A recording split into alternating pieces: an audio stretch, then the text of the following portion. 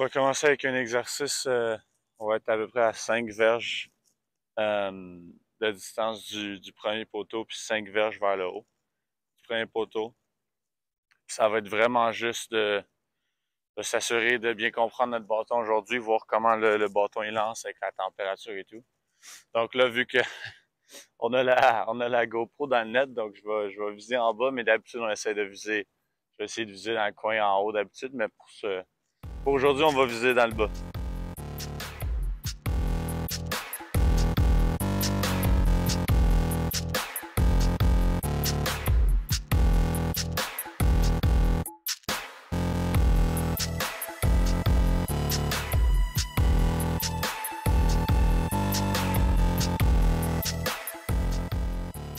Premièrement, il faut le faire de la droite, donc ça va pas être aussi beau, là, mais en tout cas, faut, faut quand même essayer de se réchauffer de l'autre bord pour essayer de comprendre notre bâton.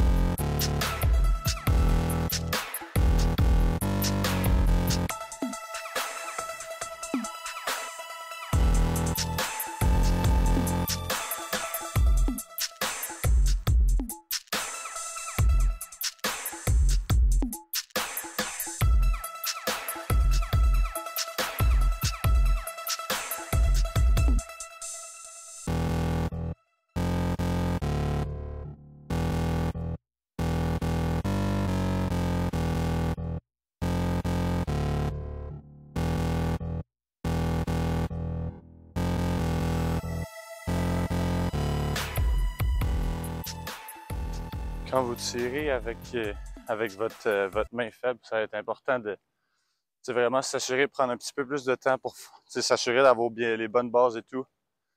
Surtout au Canada, au Québec, on n'a pas vraiment on n'utilise pas beaucoup notre main faible. Mais des fois, ça peut être très, très utile de la pratiquer juste un petit peu au moins. Pour que dans une partie, des fois, il faut que, c'est tout ce que l'autre équipe t'offre, d'être capable de prendre cette main-là puis de faire un jeu. Si c'est pas de scorer, au moins de faire une bonne passe puis de garder la possession de la balle.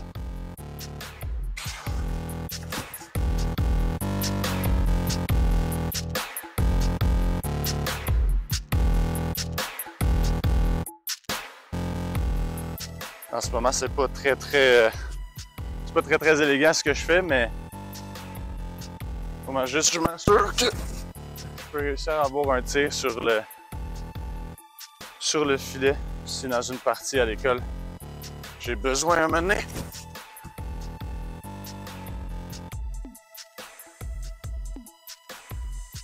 C'est comme ça va arriver bien souvent parce que tu essaies d'attraper la balle puis la balle elle sort de ton bâton, mais ça fait partie de la courbe d'apprentissage puis de l'expérience.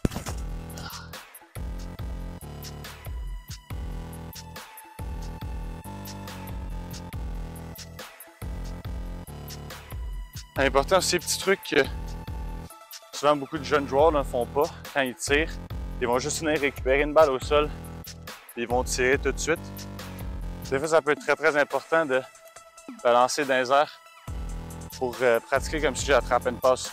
Ça va très rarement arriver que dans une partie, tu fais juste prendre la balle, tu n'as pas de pression, rien, tu t'installes pour tirer. Donc des fois, de faire comme si tu étais dans une partie, de flipper la balle comme si je l'attrapais, puis de stepper de cette partie-là, ça peut être très très bon pour pratiquer votre jeu de pied rapide avec les placer mes mains et tout.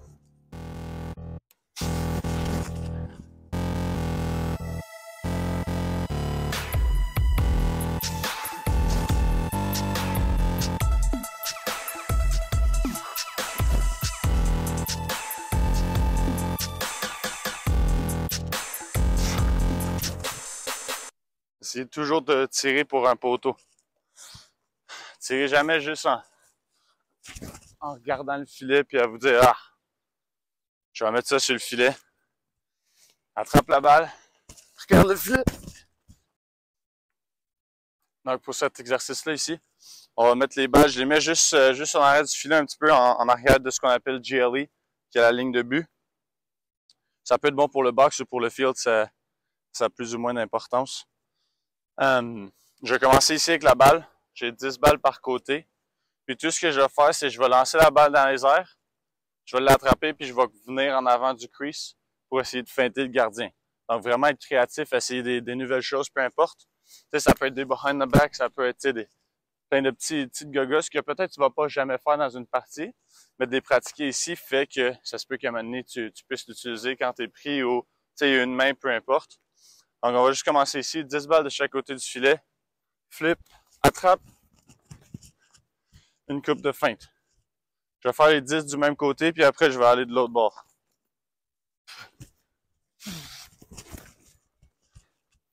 D'essayer vraiment d'être différent. Tu sais, chaque fois que vous passez en avant du filet, c'est une feinte différente.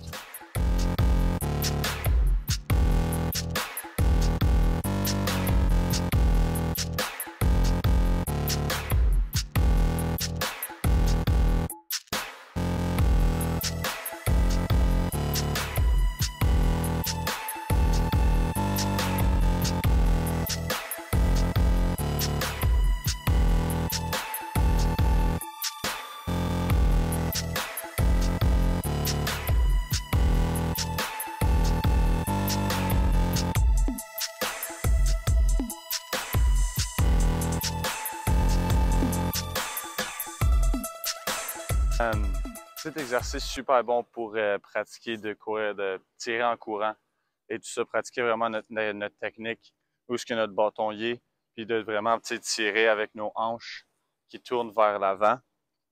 Donc je vais commencer ici. On peut être à 10 verges du filet, rien de trop loin. On veut pas de précision, rien, on veut juste frapper le filet. Donc je vais commencer en angle comme ça, parce que je vais commencer à aller vers ma gauche. Une main sur mon bâton, où est-ce que ma main serait pour tirer. Il n'y a pas de je tiens mon bâton en haut, comme si j'allais tirer. Mon bâton est horizontal au sol. Je vais prendre maximum 3 pas pour faire mon mouvement puis tirer. Donc je suis ici. Quand je commence à courir, je peux mettre mes 2 mains sur mon bâton pour essayer d'avoir toute la rotation possible. Vraiment s'assurer de vous tourner votre corps puis vous finissez le dos vers la ligne du fond quand vous faites votre tir. Quelque chose que tu peux faire très très facilement tout seul, alterner de gauche-droite, comme ça tu pratiques les deux côtés. Tu peux vraiment t'ajuster toi-même, tu n'as pas vraiment besoin d'un entraîneur pour te dire tout ça.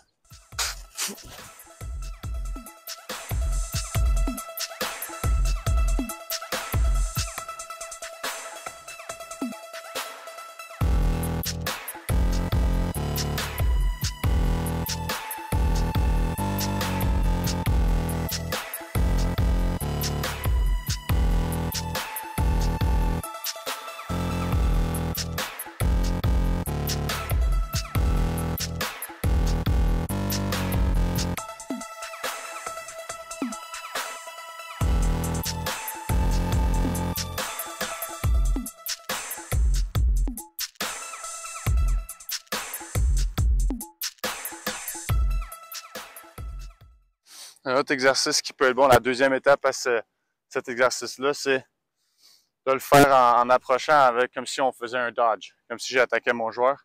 Donc, je vais faire ce qu'on appelle on chop no feet en anglais. Je vais faire plein de petits pas rapides, comme si j'attaquais mon joueur. Un mouvement, donc planter avec un pied, aller d'un côté.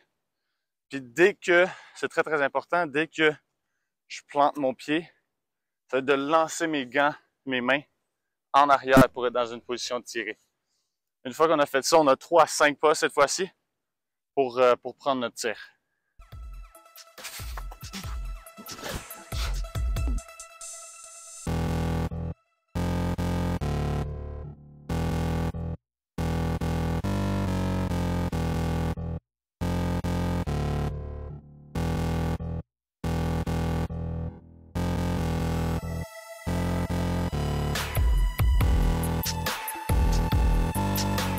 je commence à être fatigué, donc ma technique n'est pas super bonne. C'est là qu'il faut prendre une seconde, relaxer, se refocuser avec, mentalement. Vraiment, chaque répétition est importante, même quand tu es fatigué à la fin d'une partie, 4e quart, 3e période au box.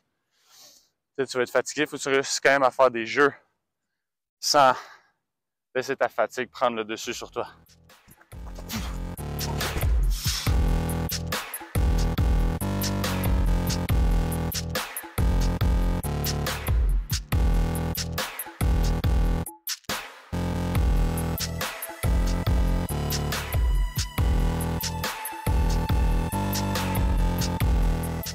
La 3e étape après, ça va être une fois que vous sortez de votre dodge.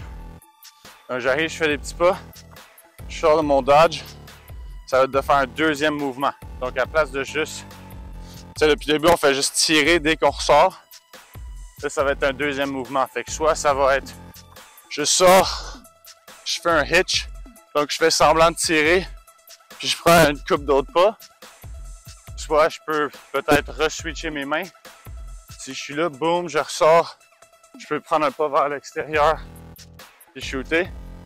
Encore là, il faut vraiment, tu sais, je le répète beaucoup, mais il faut vraiment être très très créatif quand vous jouez tout seul, vous n'êtes pas en pratique. Il y a beaucoup de choses que vous pouvez travailler, avoir du plaisir avec, comme si ça vous garde un peu allumé. Puis après, quand vous arrivez en pratique avec une équipe ou en partie, c'est le genre de choses que les entraîneurs remarquent et qu'ils vont vouloir avoir dans leur équipe.